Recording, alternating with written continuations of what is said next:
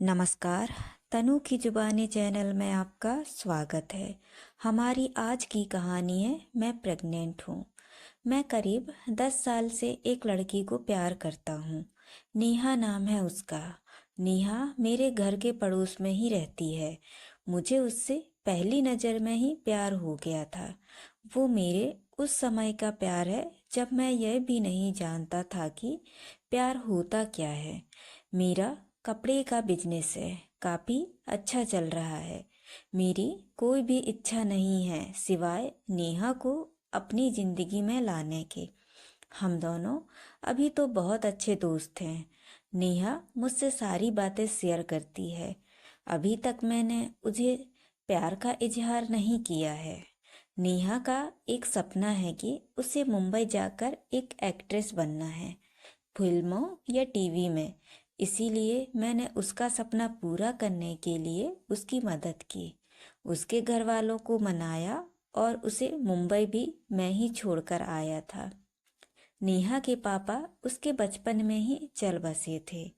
उसकी मम्मी के साथ वो अपने मामा के यहाँ रहती है।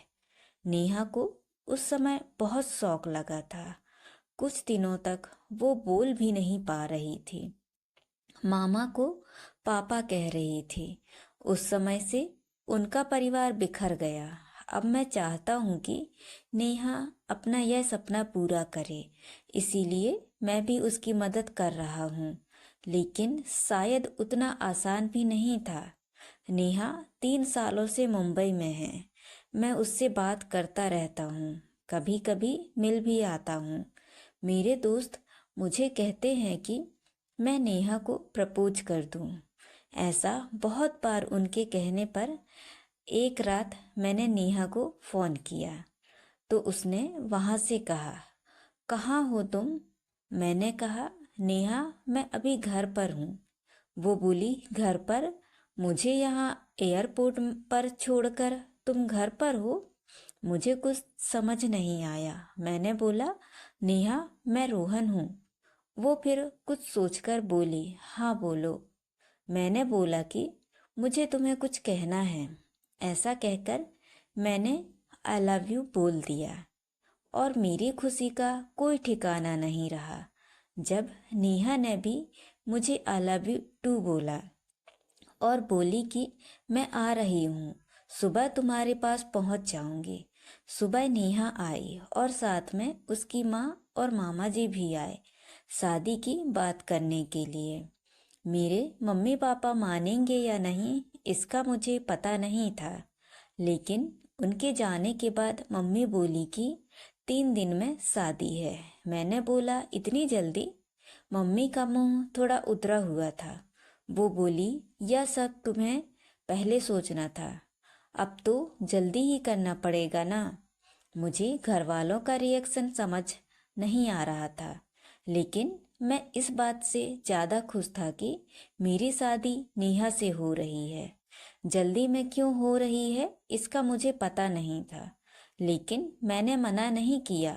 शादी को अभी 3 दिन हुए थे। मुझे नेहा की आंखों में अलग सा प्यार दिखाई दे रहा था। ऐसा मैंने पहले कभी नहीं देखा था। हमारी शादी हो गई। शादी की पहली रात सुहाग रात। मुझे यकीन ही नहीं हो रहा था कि यह सब सच है। नेहा बिस्तर पर थी। मैं कमरे में आया। मेरे कमरे का दरवाज़ा लगाते ही वो उठकर मेरे पास आई। नेहा ने आकर मुझसे कहा कि तुम्हें किसी ने कुछ बताया तो नहीं? मैंने कहा, क्या? नेहा बोली, मैंने ही मना किया था कि तुम्हें ना बताएं, मैं खुद तुम्हें आज बताना चाहती थी। और फिर उसने जो बताया वो सुनकर मेरे सर पर आसमान गिर गया। वो बोली कि वो प्रेग्नेंट है और बच्चा मेरा है। और यह बोलते वक्त उसकी आंखों में आंसू थे। यह बोलकर वो मेरे गले लग गई। लेकिन यह कैसे हो सकता है? यह पहली बार था जब हम लोग गले लग रहे थे, तो यह बच्चा मेरे कैसे हो सकता है? और नेहा मुझसे झूठ क्यों बोल रही है? उस रात को नेहा मेरे कंधे पर सोई और ना जाने क्या क्या बातें कर रही थी। पर मेरा तो बुरा हाल था। अब मुझे समझ आया कि यह शादी इतनी जल्दी में क्यों की गई है, क्योंकि नेहा ने सभी को यह बताया कि यह बच्चा मेरा है। इसीलिए घर वालों ने शादी के लिए इतने जल्दी में हाँ कहा। मेरा प्यार नेहा के लिए बहुत था। अब मुझे ऐसा लग रहा था कि मैं बेवकूफ़ बन गया, पर नेहा जब भी यह बात बोलती उसकी आंखों में सच्चाई ही रहती थी। बार बार यह भी कहती कि वो मुझसे बहुत प्यार करती है और वो खुश भी बहुत थी। मैंने यह सब 2 महीने तक देखा। इस दौरान मेरे मन में ना जाने क्या क्या चल रहा था। फिर एक रात मैंने नेहा को कहा कि नेहा, यह सब क्या है? यह बच्चा किसका है? वो बोली, रोहन, क्या मजाक कर रहे हो? मैंने बोला, नेहा, तुम मुझे सच बता दो, मैं तुमसे प्यार करता हूँ। यह बच्चा किसका है? मैं इस बच्चे को अपना लूंगा। वो रोने लगी, बोली, क्या बोल रहे हो तुम? मुझे ऐसा समझते हो? तुम आखिर क्या कहना चाहती हो कि यह बच्चा तुम्हारा नहीं है? उस रात मेरे सब्र का बांध टूट गया और मैंने नेहा को घर से जाने को कह दिया।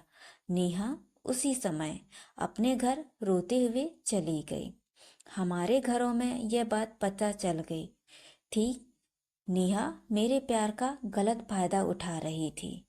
फिर एक दिन जब नेहा अपने घर वालों के साथ डॉक्टर के पास गई थी, तब एक औरत 55 साल की नेहा का पता पूछने मेरी दुकान पर आई। मैंने बोला वो उसका घर है, पर अभी वो है नहीं। मैंने उससे पूछा, आपको क्या काम है? वो बोली कि मैं नेहा को उस रात एयरपोर्ट पर मिली थी। उस दुर्घटना के बाद नेहा अचानक चली गई। मैं पूछना चाहती थी कि वो ठीक तो है ना? मैंने पूछा, कैसी दुर्घटना? वो बोली, एक्सीडेंट, मेरे बेटे रोहन का। मैंने पूछा, रोहन? वो बोली, हाँ, मेरा बेटा रोहन और नेहा एक दूसरे से बहुत प्यार करते थे। दोनों शादी करने वाले थे। एक दिन मैं नेहा और रोहन के साथ मैं घर जा रहे थे कि रोड क्रॉस करते वक्त मुझे बचाने के लिए मेरा बेटा एक बड़ी बस के नीचे आकर चल बसा। एक्सीडेंट इतना भयानक था कि वो उसी समय चल बसा। नेहा वहां से चली गई। मैं यह देखने आई कि वो ठीक है ना। अब मुझे सब समझ आ गया था। नेहा जिससे प्यार करती थी उसका नाम भी रोहन था और उसकी आंखों के सामने वो चला गया। इस बात से उसको इतना बड़ा सदमा लगा है कि वो इसे मानने को तैयार नहीं है। वो इस समय सदमे में है और मुझे ही रोहन मान रही है, जैसे बचपन में अपने मामा को पापा मान रही थी। इसीलिए उसकी आंखों में सच्चाई दिखाई दे रही थी। मैंने भी ठीक उसी समय उसे फोन किया था और प्रपोज किया था। इसीलिए वो इस तरह से बात कर रही थी। उसकी आंखों में जो प्यार है वो मेरे लिए नहीं था, बल्कि उस रोहन के लिए था। मैंने उन्हें नेहा से मिलने नहीं दिया और उन्हें कहा कि आप जाएं, मैं उसका पति हूँ, मैं उसका ख्याल रख लूँगा। मैं नहीं चाहता था कि नेहा को सब याद आ जाए। नेहा जब घर आई तो मैं उसके पास वापस गया। मैंने बोला, नेहा सॉरी। वो रोने लगी, बोली, तुम्हें इस हालत में मुझे खुश रखना चाहिए और तुम मुझे रुला रहे हो। उसको रोता देख मुझे भी रोना आ गया। नेहा की इस हालत पर मुझे समझ नहीं आ रहा था कि मैं क्या करूं। नेहा को मैं झूठा कह रहा था, लेकिन मुझे यही नहीं पता था कि वो मुझे ही रोहन मान रही है। मैंने नेहा को मनाया और अपने साथ घर वापस ले आया। अब मैं उसे अकेला नहीं छोड़ सकता था। मैं जानता हूँ वो मुझसे नहीं उस रोहन से प्यार करती थी, लेकिन मैं तो उससे प्यार करता हूँ ना, और अभी उसे इस हालत में अकेला नहीं छोड़ सकता हूँ। नेहा भी मेरी है और उसका बच्चा भी। अब बस मैं चाहता हूँ नेहा खुश रहे। आगे क्या करना है, कैसे उसे इससे बाहर निकालना होगा, ये सोचने का विषय है। पर मुझे विश्वास है मेरा प्यार नेहा को कुछ नहीं होने देगा। तो दोस्तों, ये कहानी आपको कैसी लगी, लाइक और कमेंट करके ज़रूर बताएं और चैनल को सब्सक्राइब करना ना भूलें। तो मिलते हैं अगली कहानी में। बहुत बहुत धन्यवाद।